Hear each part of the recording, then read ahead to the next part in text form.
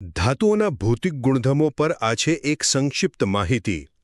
તમે કદાચ જાણતા હશો કે ધાતુઓ મજબૂત અને ચમકદાર હોય છે, પણ એમની કેટલીક ખાસિયતો અને ખાસ કરીને એના અપવાદો એમને વિજ્ઞાનમાં ખરેખર રસપ્રદ બનાવે છે.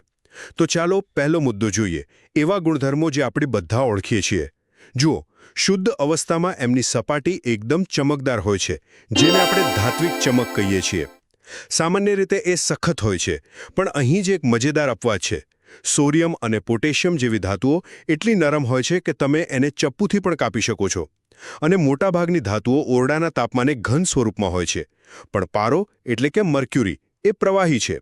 અને હા, જ્યારે એમને અથડાવવામાં આવે છે ત્યારે એમાંથી રણકાર ઉત્પન્ન થાય છે. હવે બીજો મુદ્દો, એમના કાર્યકારી ગુણધર્મો, જે તેમને આપણા માટે ખૂબ ઉપયોગી બનાવે છે. ધાતુઓમાં ટીપાઉપણું અને તન્યતા હોય છે. એનો મતલબ એ છે કે એમને ટીપીને પાતળા પતરા અને ખેંચીને લાંબા તાર બનાવી શકાય છે. એ ઉષ્મા અને વિદ્યુતના પણ ઉત્તમ સુવાહક છે. પણ અહીંયા પણ એક અપવાદ છે જે બહુ મજેદાર છે. સામાન્ય રીતે એમના ગલનબિંદુ ઘણા ઊંચા હોય છે, પણ ગેલિયમ અને સીઝિયમ જેવી ધાતુઓ એ તો તમારી હથેળીની ગરમીથી પણ પીગળી જાય છે. ટૂંકમાં, ધાતુઓ એમના સામાન્ય ગુણધર્મોથી ઓળખાય છે, પણ એમના અપવાદો જ એમને વિજ્ઞાનની દૃષ્ટિએ વધુ આકર્ષક બનાવે છે.